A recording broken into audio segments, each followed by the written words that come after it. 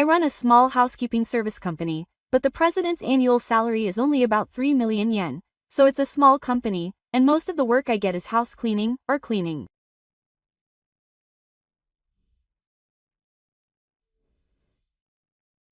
When I was 26 years old, I did a job cleaning unwanted housewares for an otaku.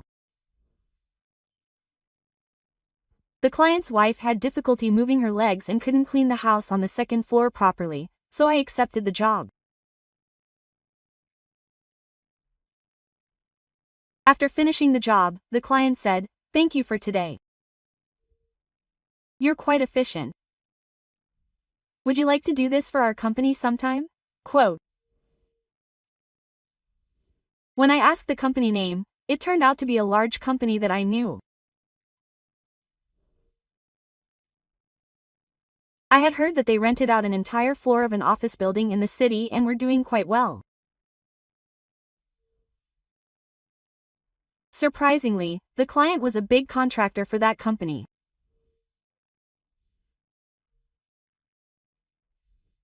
I said yes, but I thought it was just lip service, but later I actually got the job.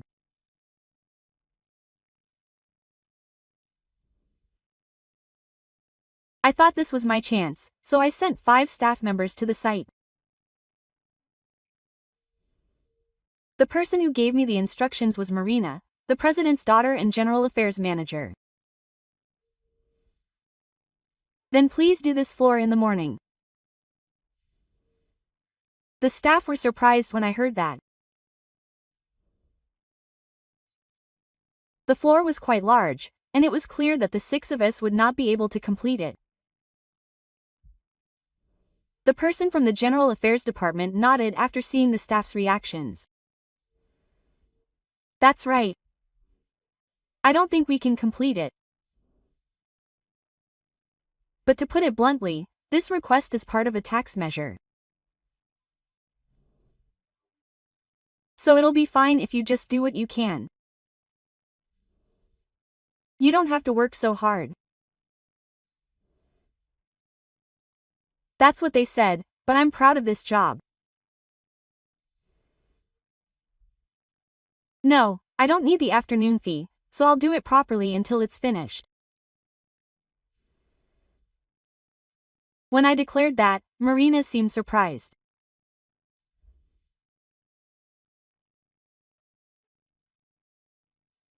I found out later that Marina is someone who moves things forward rationally, and she must have been interested in my irrational response of saying I would do it properly even though she had told me to do what I could.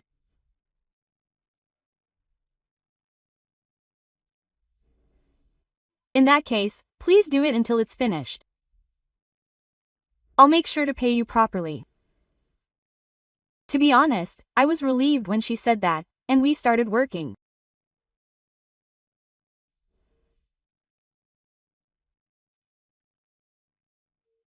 Normally, in situations like this, the person giving instructions would leave the room and we would report when there was something we wanted to confirm or when it was finished, but Marina watched us work for a while and then spoke to me.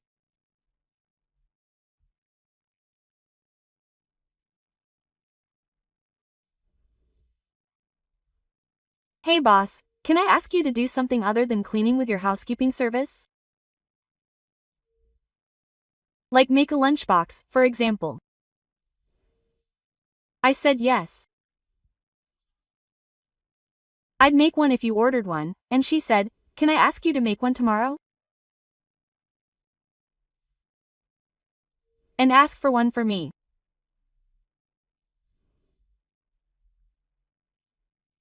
And over the course of several days of working at the company, Marina kept asking me to make lunchboxes, and she kept asking me to make more.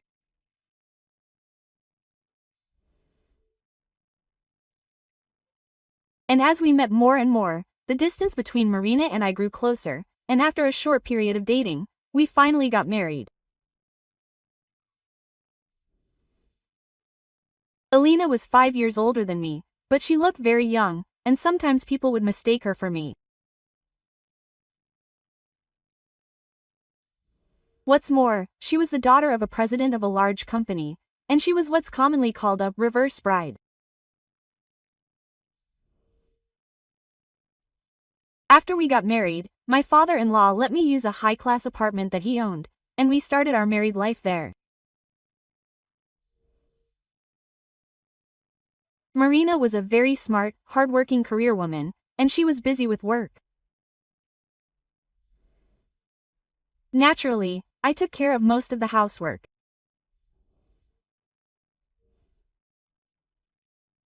Marina told me that I should become a full-time housewife and that I could quit my job at such a small company, but I said no.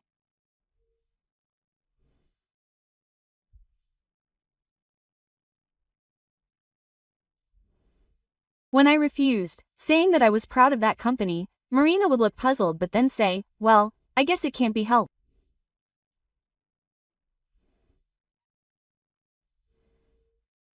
We had a few exchanges like that.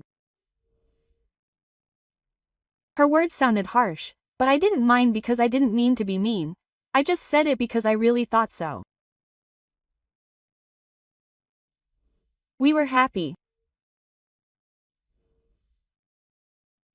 Marina, who grew up in an upper-class household and was smart and studious, didn't know about the games that common people played.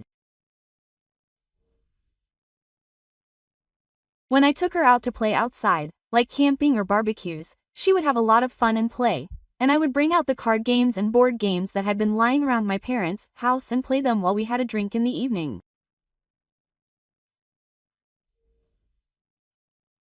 I was happy that I could learn something from Marina, who was smart. But those days didn't last long. About 2 years later, Marina suddenly said that she wanted to sleep in a separate bedroom.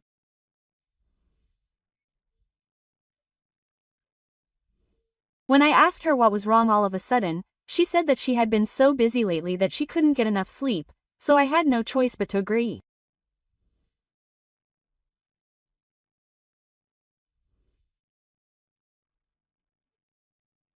I was worried that maybe she couldn't sleep well because of my loud snoring, but that wasn't the only change.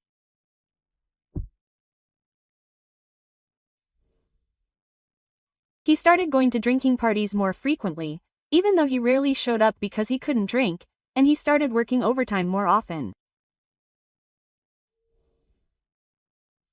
Then one night, when he passed Marina as she was coming home, he smelled her shampoo. I wondered if she had taken a shower somewhere before coming home from work. The only thing that came to mind was cheating. The icy Marina denied the idea of cheating, but one day he couldn't suppress his suspicions any longer and rummaged through Marina's bag.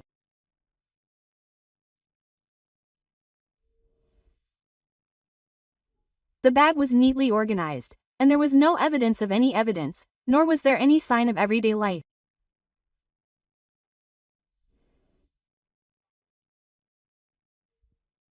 If only she had left it open, like taking out a lip balm and using it, he would have felt relieved, but Marina's bag was in the same state before and after work.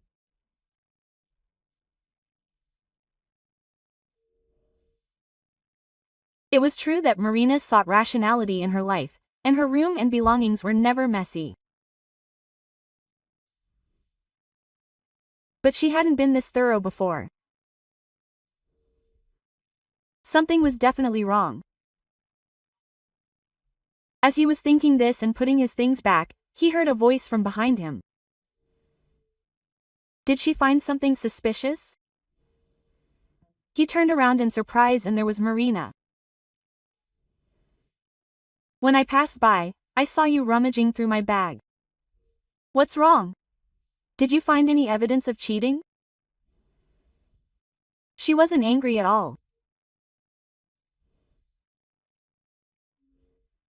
I made an excuse that I was in a hurry and just kept ignoring her, so I thought I'd throw away any trash while I was at it.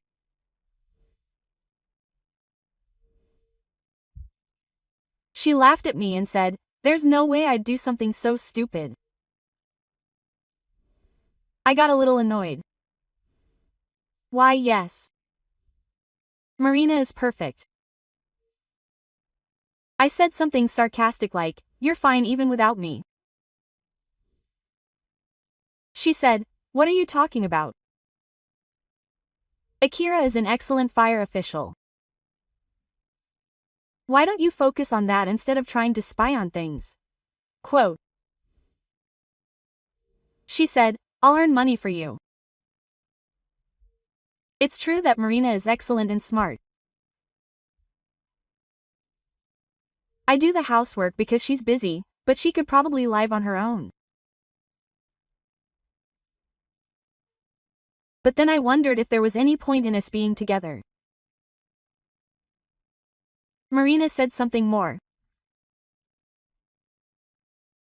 "Even if I was cheating, there's no way you could find any evidence with your brain.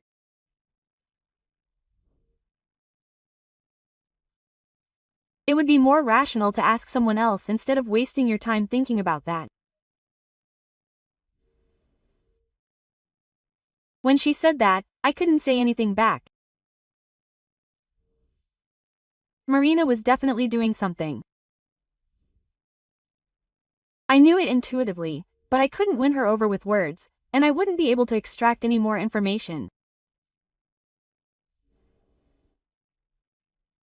I spent the next few days feeling uneasy. I wanted someone to talk to, but there was no way I could tell my company staff, and telling my friends would cause a commotion, so I decided to go back to my parents' house. My younger brother, Daiki, was also at home, and my mother was surprised. "That's unusual. What's with the two of you together?" My brother got married a little earlier than Marina and I, and he doesn't have any children.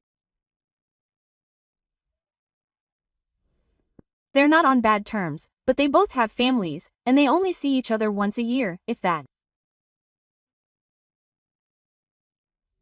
I was surprised at the timing too, and my younger brother said angrily, "My wife's back home. Mom's not feeling well, I hear." Well, it's her place to go back to her parents' house anyway. I came home tired from work, and he keeps telling me I'm late, telling me to call him, and asking if I'm cheating on him. He's such a nuisance. He should just ask someone else about housework or something.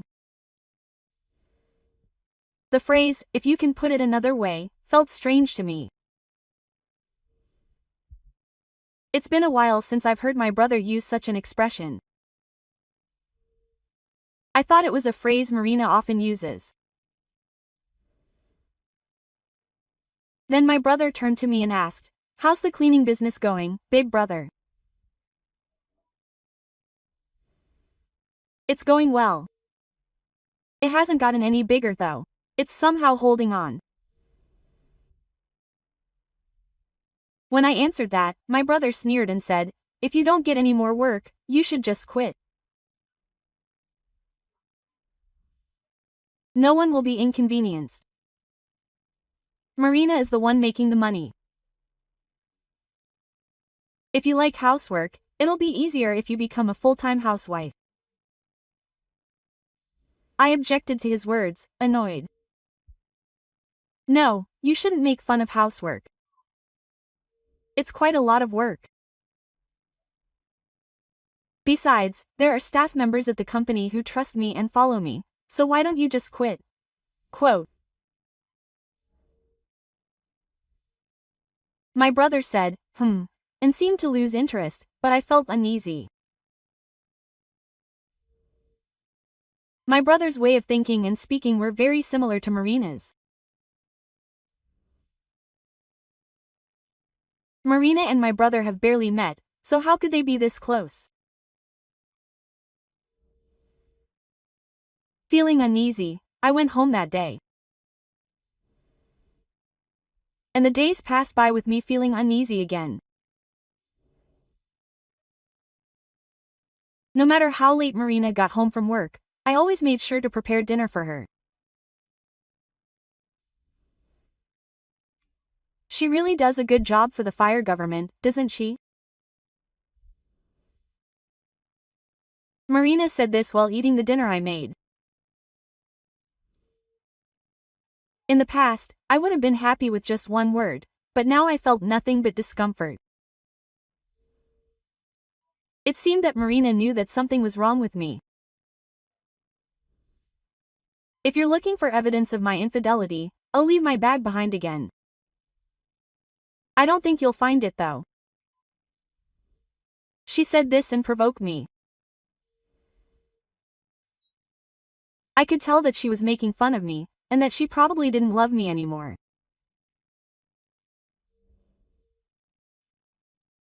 Thinking that I should just call it quits on this marriage, I went back to my parents' house.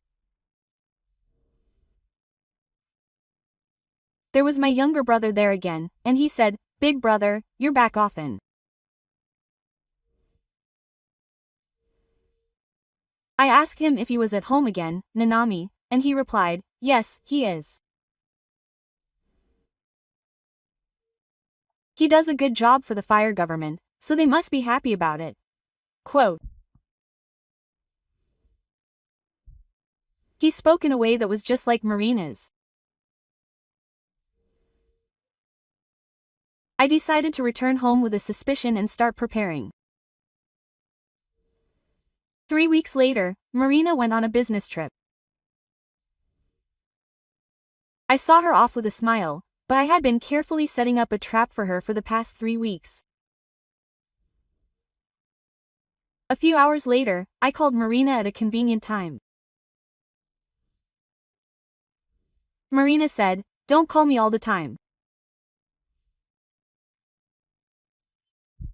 I was in the middle of reviewing a proposal and was in a bad mood, but I ignored her and made her check the image I had sent to her phone just before the call. "Oh, you're ordering me around," I told her, and she would know just by looking at it, even though she was in a bad mood, and waited. As expected, she checked the image. Na started to panic, asking, "What's this? What's going on?" Quote. The image I had sent was of Daiki naked with Rina. As you requested, it's proof of infidelity. Daiki is probably there too. I'll show it to you.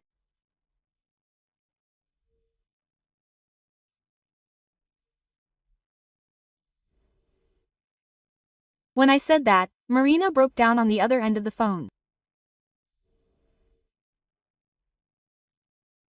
In fact, 20 days ago, when I went to my parents' house that day, my brother was there too.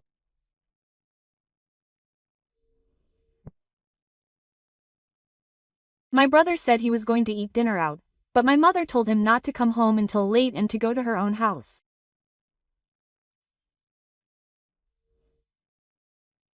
But it's okay with my brother.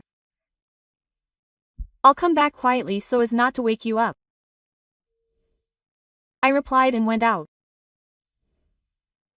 I felt something was off about that conversation. Nanami had gone back to her parents' house, and my brother's workplace was closer to his home. So why would she bother going back to her parents' house? So I called Nanami.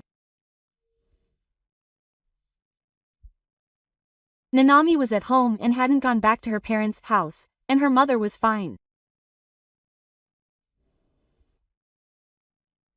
Isn't it you who's having a hard time with your mother after the accident?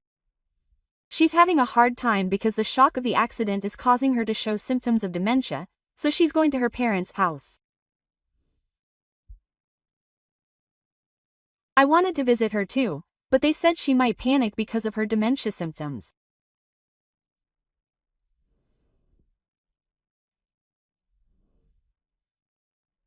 Nanami said that, and I thought, I knew it, so I asked her what day Daiki had left, saying he was going to stay at her parents' house, and checked the answer.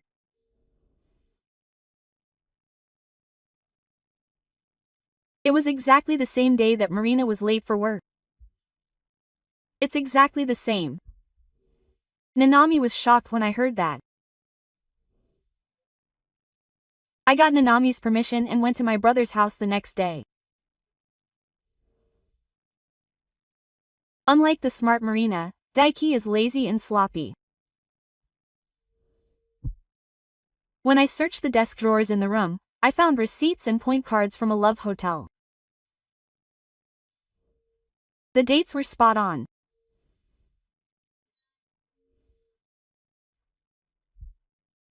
That's why Nanami told me not to touch the desk, but I replied that he was the epitome of hiding his head but not his butt.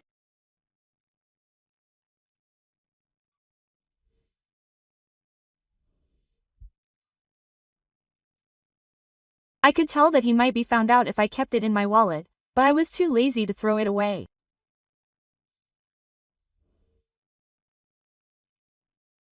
I continued searching the drawers and found a note with my phone's passcode written on it. I gave it to Nanami and said, "I think this is the phone's passcode." I told him to check it when he's not looking. Quote. She said, "As expected of you, big brother." I was a little happy, even though it wasn't the kind of situation that would make me happy. Over the course of a few days, Nanami searched Daiki's phone and got evidence. There were emails and lots of pictures. I appreciate it, but I think it's stupid to take a naked selfie in a place that's clearly a hotel. Marina was looking at the camera, so she must have been taking the picture of her own free will.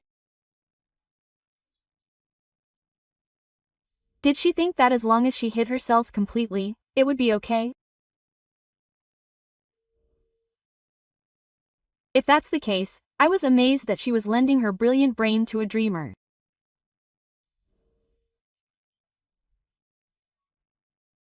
Nana seemed shocked when she found the images, but she had already gotten over it by the time she sent them to me.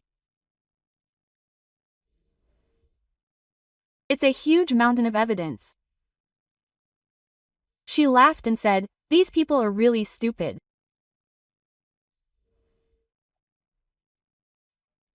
And when Nana monitored Marina's phone, she found out that Marina and Daiki were going on an affair trip, so she moved quite a bit that day.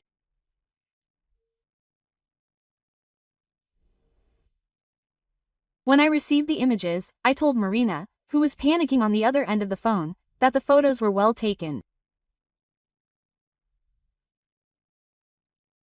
I told her that I had sent them to her father as well. Huh? Why would you say that? Marina's voice was trembling.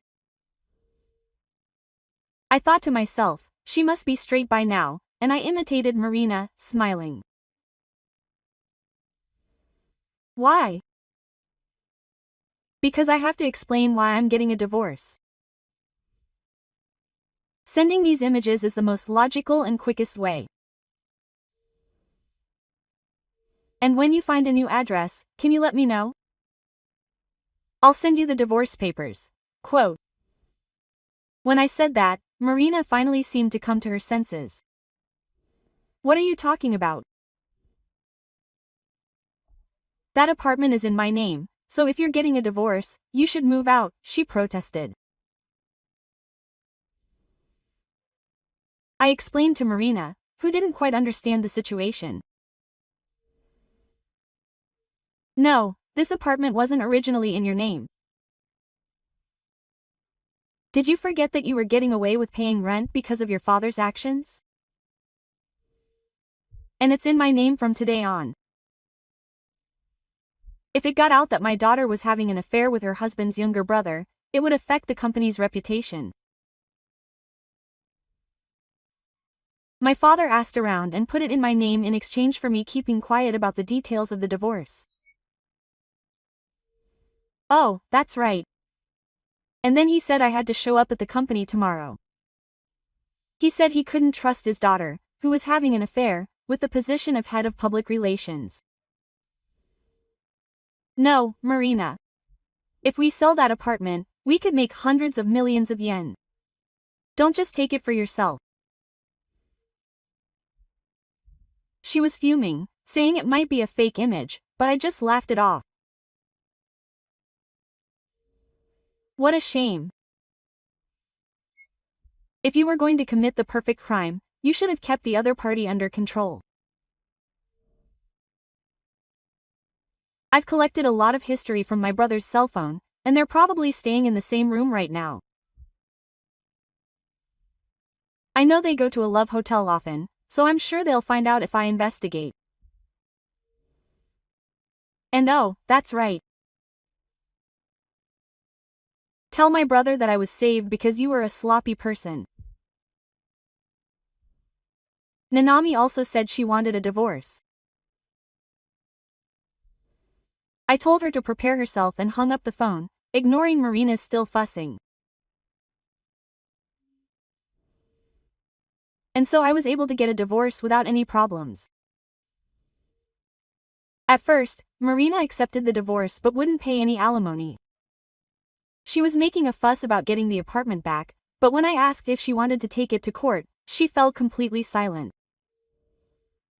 I got the alimony I had requested, which was an 8-digit amount, and the property division was also a decent amount. My father also said he would pay me for the inconvenience, but since I had gotten the apartment, I refused. Soon after, Nanami and my brother also got divorced. Apparently, she also got alimony and property division, and is now living a leisurely life back at her parents' house. Nanami used to work hard, but at her brother's request, she became a full-time housewife.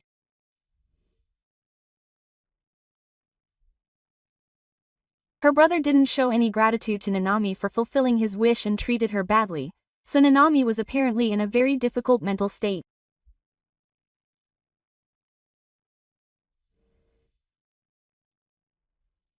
I got an email saying that things were much easier after the divorce and she suddenly felt better, so I think she's doing well.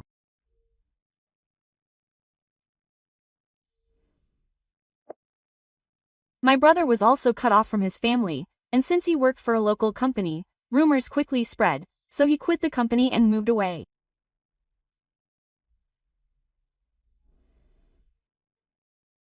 Meanwhile, Marina was apparently forced out of the company and transferred to a subsidiary.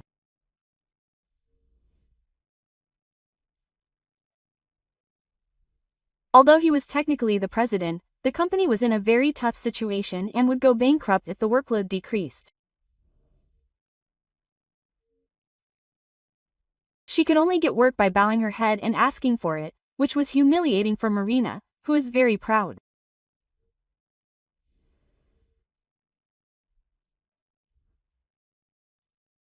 She seemed to be dealing properly with clients, but she took out her frustrations on her subordinates, and eventually they rebelled against her, so she couldn't even stay at the subsidiary, and she ended up quitting.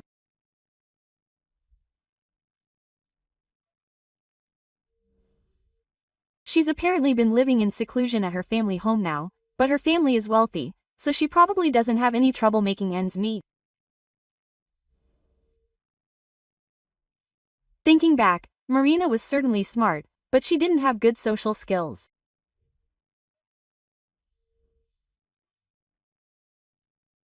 I think she was the kind of person who couldn't understand how her words would be taken by others, what words would get them to act well, or what others were thinking.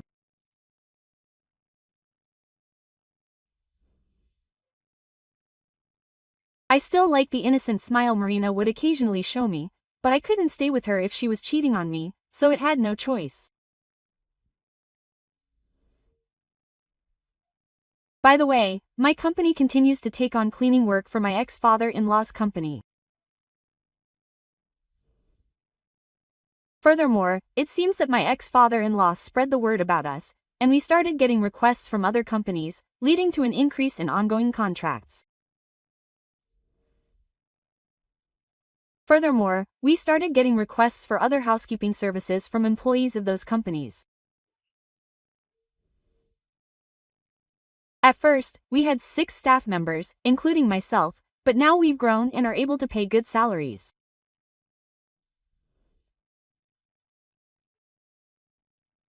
Now that I've realized how difficult marriage is, I don't know if I'll be able to get married again, but I'm proud of this job and will continue to do my best.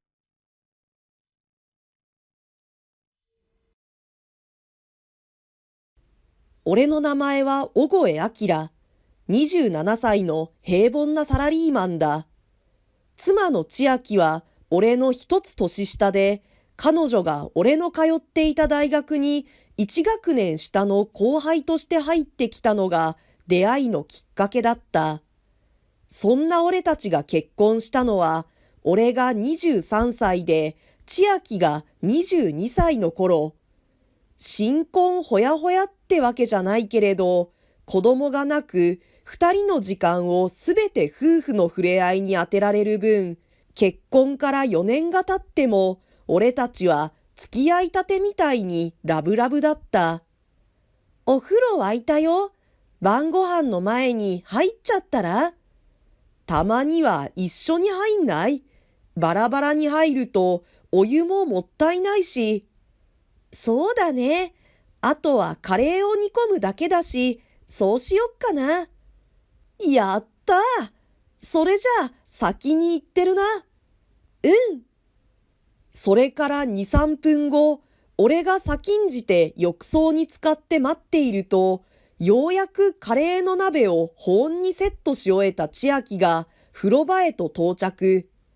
俺たち夫婦には最低でも週に1回は夫婦の営みがあるため、妻の裸なんて正直見慣れたもんだが、風呂場で見る若妻の柔肌は、そんな俺でもちょっとそそるものがあった。ほら、早く入んなよ。いつまでもそんな格好でいると風邪ひいちゃうぞ。でも、2人だと狭くない？うちの湯船あんまり大きくないしさ。俺の上に乗ればいいじゃん。ほら、おいで。でも重いよ。大丈夫だって。千秋は軽いからね。ふふ、はいはい、わかったよ。それじゃあ、お邪魔します。飯まずじゃねえか、と、お怒りの独身紳士たちもいるだろうが、まあ、そう目くじらを立てないで聞いてくれ。ここからがお待ちかねの飯馬話が始まるところなんだから。この時、湯船の中で千秋と向かい合わせに座っていたんだが、彼女の胸を見た時に、俺はある異変に気づいた。湯船に沈む彼女の両胸の先端部分だけ、なぜかお湯が濁ってるように見えたからだ。なーに？人の胸をまじまじと見て、いくら夫婦だからって、そんなにじろじろ見られたら恥ずかしいわ。ごめん。いや、でもこれ、キャー、ちょっと、急につままないでよ。ふむふむ、やっぱりな、間違いないよ。は？何がよ。お前、母乳出てるぞ。それも結構ドバドバと。は？いやいや、子供も産んでないのに、そんなもん出るわけが。って、ほんとだ。めっちゃ出てる。驚いて立ち上がった千秋の両胸の先端からは、明らかに母乳にしか見えない白く濁った液がポタポタと垂れ落ちていた。試しに千秋の両胸についたポッチをぎゅっとつまんでみると、ポッチの先端からピュッと勢いよく白い液が飛び出る。手に取って鼻に近づけてみると、やや甘めのクリーミーな匂いが。自分がミルクを飲んでた頃の記憶なんて、とっくに忘却の彼方だが、おそらくは十中八九、母乳に間違いはあるまい。お前、もしかして妊娠してる？そんなわけないじゃん。たとえ赤ちゃんができたとしても、母乳が出始めるのは出産直前でしょ？さあ、俺子供できたことないから。でも、妊娠したんじゃないならどうして？そんなの私に聞かれても、ままあ、今日のところは様子を見てみましょう。今日だけたまたま出ちゃっただけかもしれないし。たまたま出ちゃうって、そんなことありえるのか？でも、俺も女体のすべてを知り尽くしてるわけじゃないしな。その日は晩飯の時間まで風呂でイチャイチャするつもりだったんだけど、なんか面食らっちゃって、スケベな気持ちもどこかに消え失せてしまった。とはいえ、授乳すべき子供もいないのに母乳が出るなんてまともなことじゃない。不安を感じた俺は何食わぬ顔を装い夕食を平らげた後、一人自室にこもり、ネットで同様の症例がないかを調べてみることにした。やはりと言うべきなのか。その結果、千秋の症状は病気の下垂体腫瘍、甲状腺疾患、卵巣腫瘍などのホルモン分泌に関わる病気の症状の一つである可能性が高いことが分かった。もちろん病院で検査をしてみなければはっきりとは分からないことではあるが、それでも万が一ということもあるし、千秋の将来のことを考えるなら、できるだけ早く病院で精密検査を受けた方がいいことだけは確かだ。とても気は重いけど、この先も千秋と笑って過ごしていくためには、このことをきちんと彼女に伝えねばならない。俺は意を決して自室を出て、今頃はリビングでテレビでも見ているはずの千秋のもとへと向かった。嘘じゃないって、マジ。俺がリビングに着くと、千秋は嬉しそうな顔で誰かとスマホで通話をしていた。電話に夢中すぎて、俺が後ろに立っていることにも気づいていないようだ。これも信夫くんがいっぱい胸を揉んでくれたおかげかな。何にせよこれで信夫くんがずっとやりたがってた授乳プレイができるね。は？ちなみに信夫というのは俺の同級生で10年来の親友と呼べる間柄の男だ。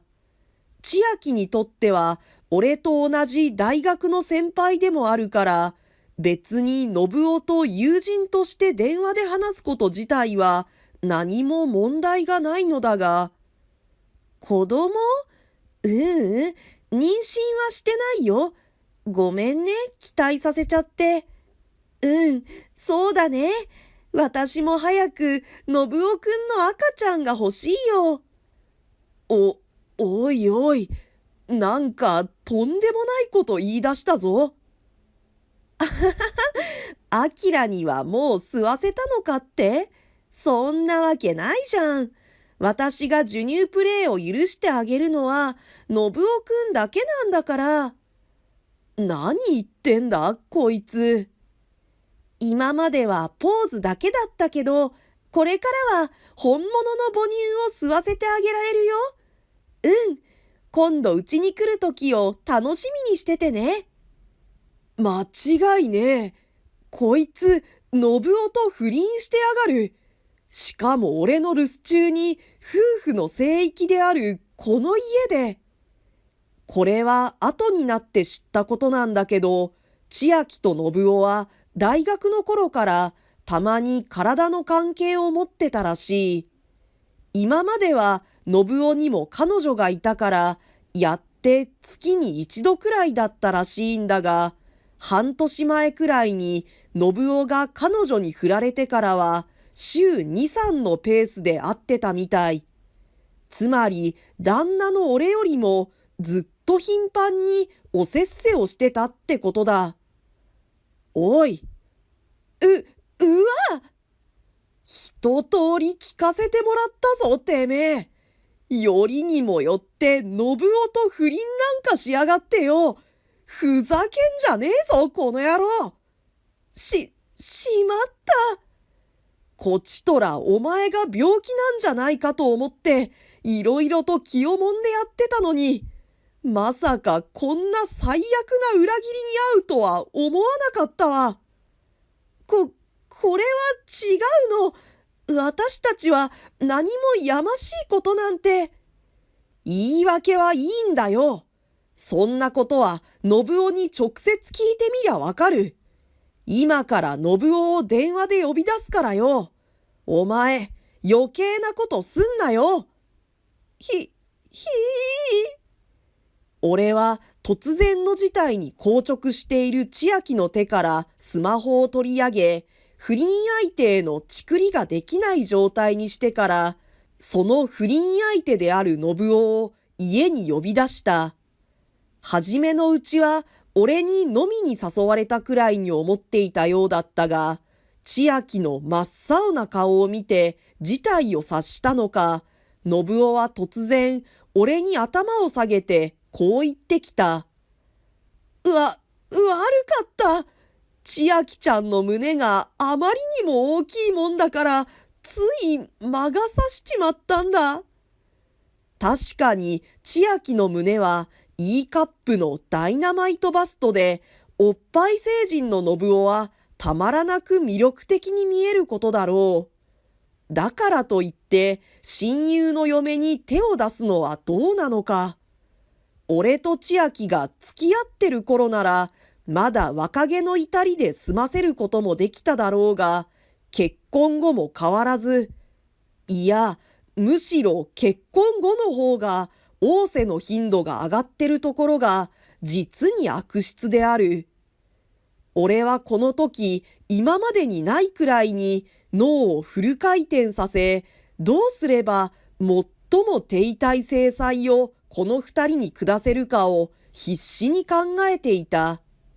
そして思いついたのが、千秋に重大な病気の可能性があることをはっきりと伝えること。さらに千秋の後の生活の世話を不倫相手である信夫に押し付けてやることだった。お前、さっき母乳が出たことを嬉しそうに信夫に報告してたけど、それ多分大変な病気の症状だぞ。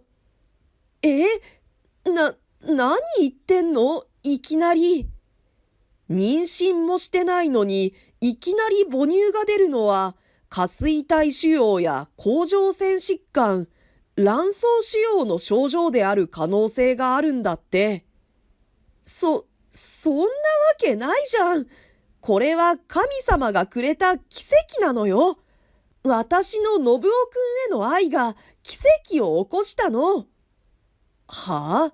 マジで言ってんのか？そんなこと。当たり前でしょ。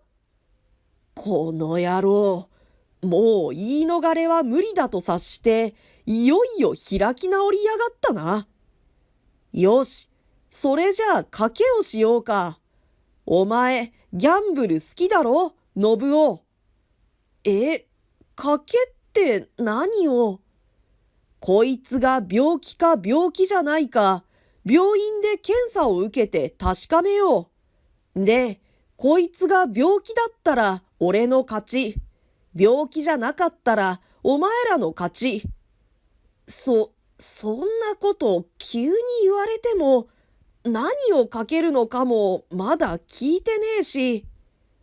お前らが勝ったら千秋をお前にやるよ。その代わり、俺が勝ったらお前が代わりに一生千秋の面倒を見ろよ。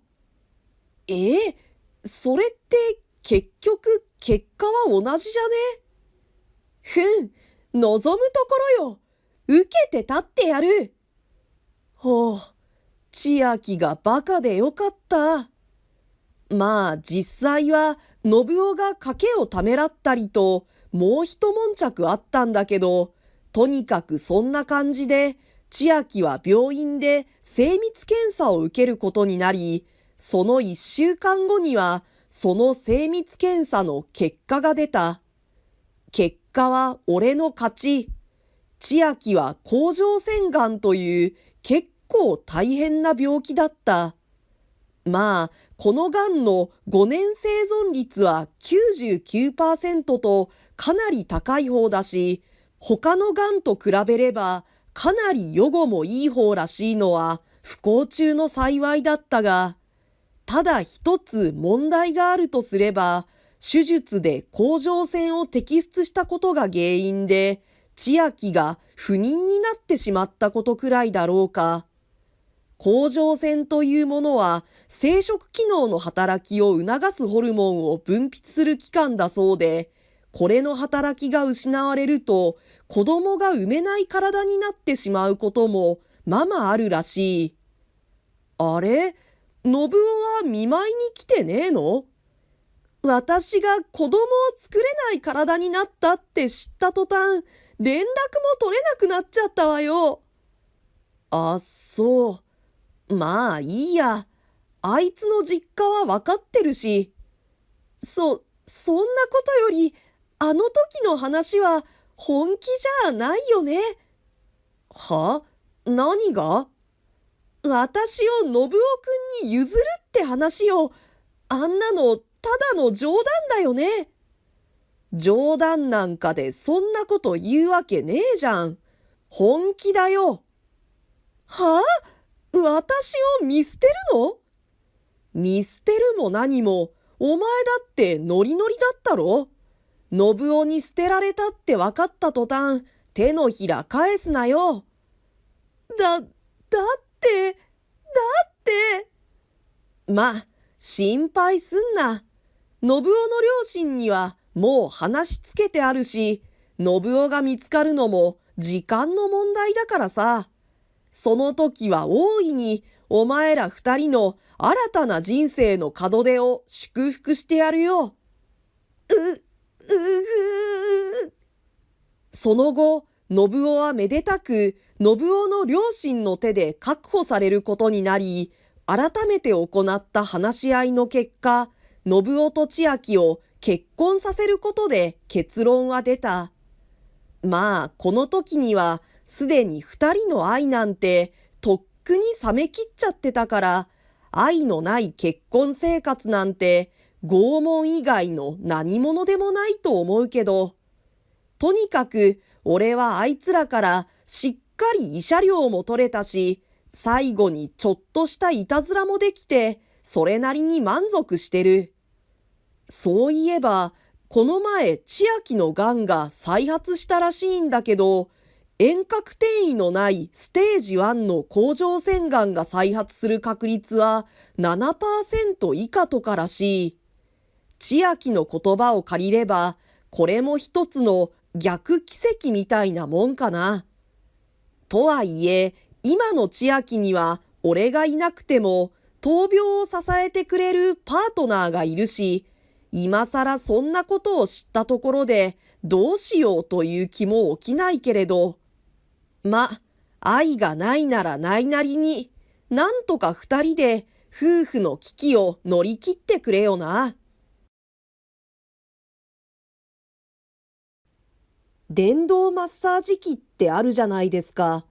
スイッチ入れたら先端の丸いのがブイーンって動いて、腰痛や肩こりを振動で揉みほぐしてくれるやつ。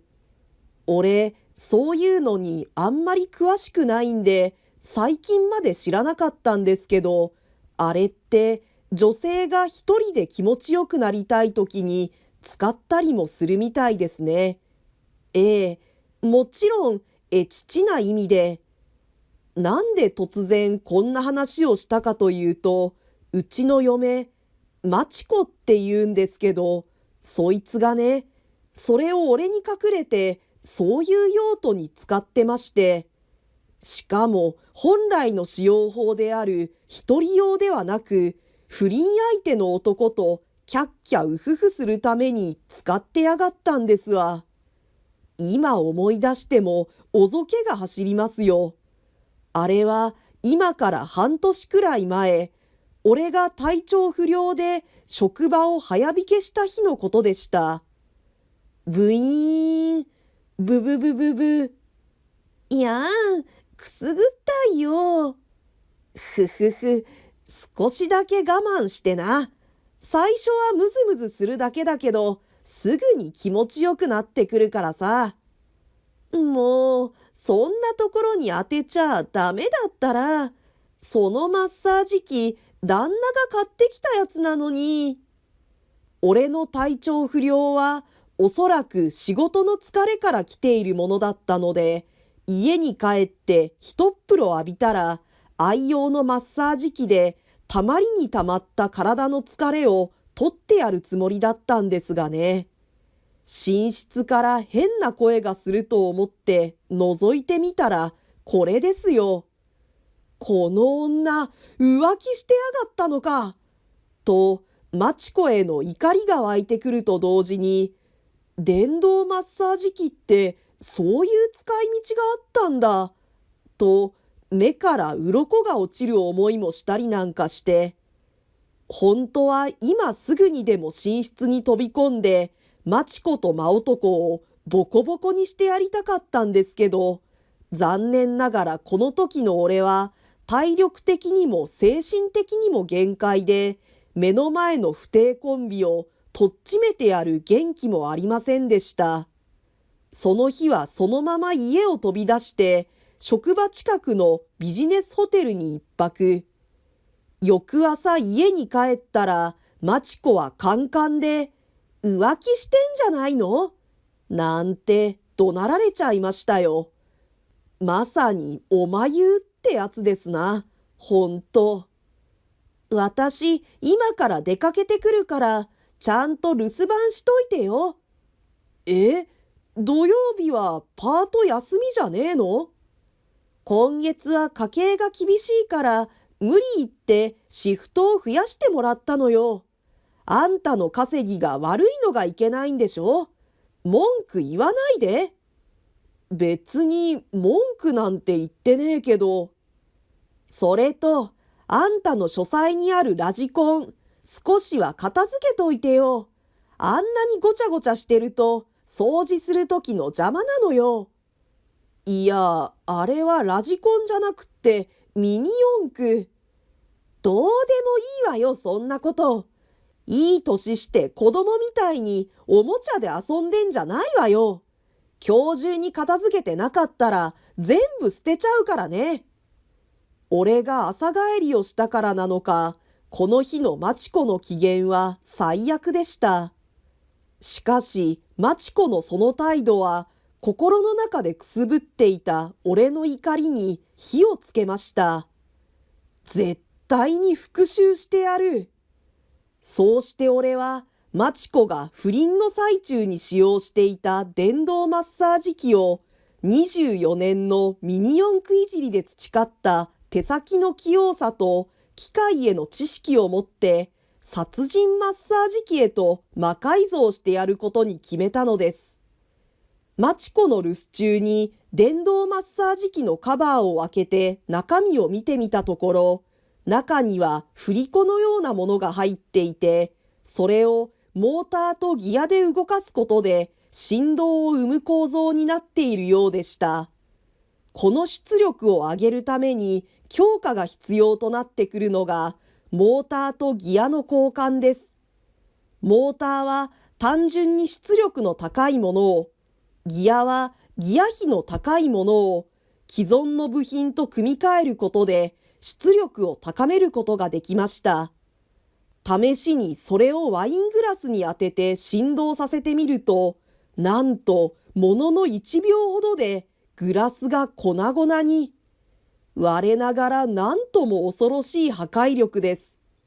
これならばきっと俺の復讐計画にもいい結果をもたらしてくれることでしょう。そして電動マッサージ機の魔改造を終えて2週間ほどが経った頃、ついにその待望の時が訪れたのでした。どうぞ、遠慮せずに上がって上がって。今日旦那は？遅くまで残業だって。今日はゆっくり楽しめるね。ふへへ、そりゃあ楽しみだぜ。とかなんとか言ってますが、この日俺は有給を取って会社を休んでいました。マチコが真男と会うことは彼女の LINE から筒抜けでしたので、この日に合わせて寝室やリビングなどの室内の至るところに監視カメラを仕掛けて準備は万端です。なあ、俺もう我慢できねえよ。もう今着いたばっかりなのに。へへへ、そんなこと言いながらもこっちの準備は万端みたいだぜ。いやん、意地悪なこと言わないで。まちこと真男はリビングに入るや否や、俺のお気に入りのソファーの上で早速一戦を開始。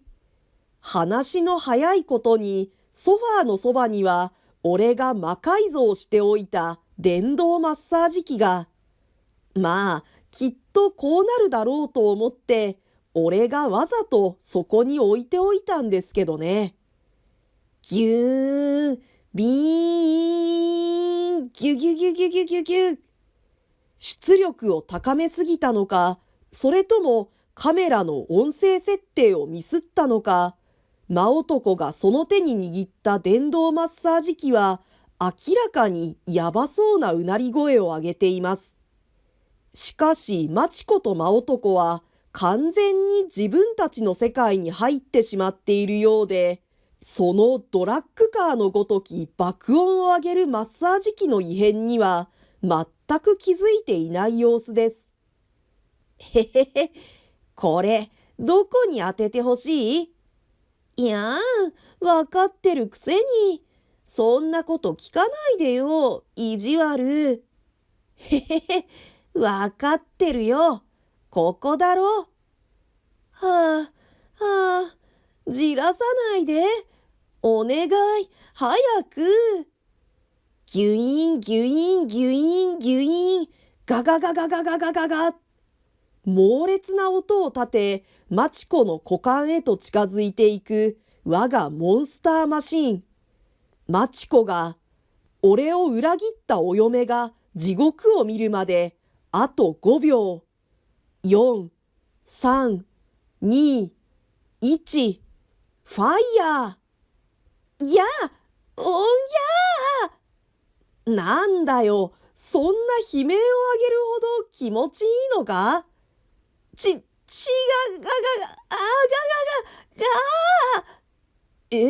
が、マチコ？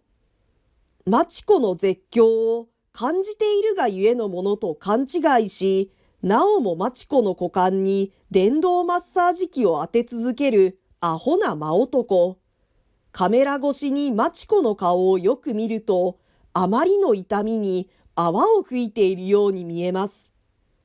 どめでー。うわ、なんなんだよ、一体。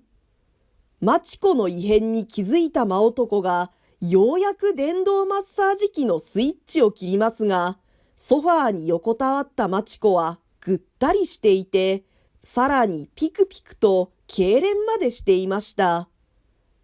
なんだよ、このマッサージ機。マチコが電動マッサージ機に殺されちまった。いや、マチコを殺したのはお前だよ。いや、そもそもまだマチコは死んでねえよ。ただ、俺が魔改造を施したマッサージ機、マッサージ機の威力の前では、真男との不倫で鍛え上げた百戦錬磨の股間でさえ耐えきることはできなかった様子。マチコがぐったりして動かなくなっていることと、真男が呆然と放心しているところを見届けた俺は、マンションの裏に止めていたレンタカーから飛び出し、一目散に自室のある2階へと駆け上がりました。不倫警察だ。電動マッサージ機殺人事件の現行犯で逮捕する。誰じゃねえよ、ボケ。そこで泡吹いてる女の旦那に決まってんだろ。旦那？俺はマッサージ機を放り出して逃走しようとする真男に足を引っ掛け転倒させた後、すぐさま床に落ちたマッサージ機を拾い上げ、四つん這いになった真男のバッグから大事なツインボールに向けてそれを押し当てました。カチッ、ギュギュギュギュギュイーン。いやー！おらおらおら、どうだこの殺人マッサージ機の威力は。もうやめ、うわー！その後、30秒ほどで真男は失神。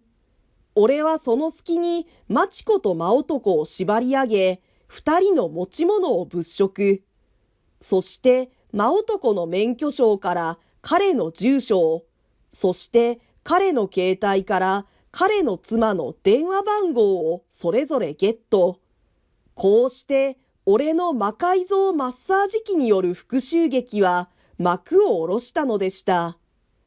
ここからは大して面白くないんでサクッと流しますけど、真嫁さんの電話番号をゲットした俺はすぐさま彼女に電話をかけ、事情を話した上で家まで来てもらうことにしました。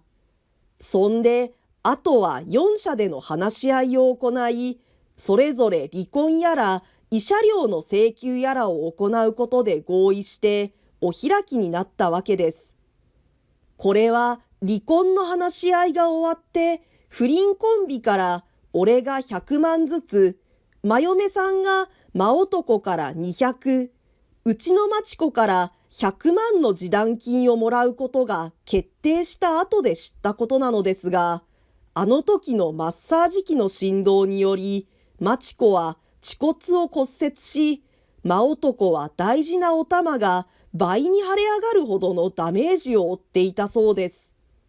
今思えば、下手すりゃこっちが傷害で訴えられてもおかしくない事件でしたが、本人たちはマッサージ機が壊れたくらいにしか思ってないようなので問題なし。これで彼女たちももう二度と他人のマッサージ機を使ってみだらな行為を行おうとは思わないでしょう。思い知ったか。俺と電動マッサージ機の怒りを。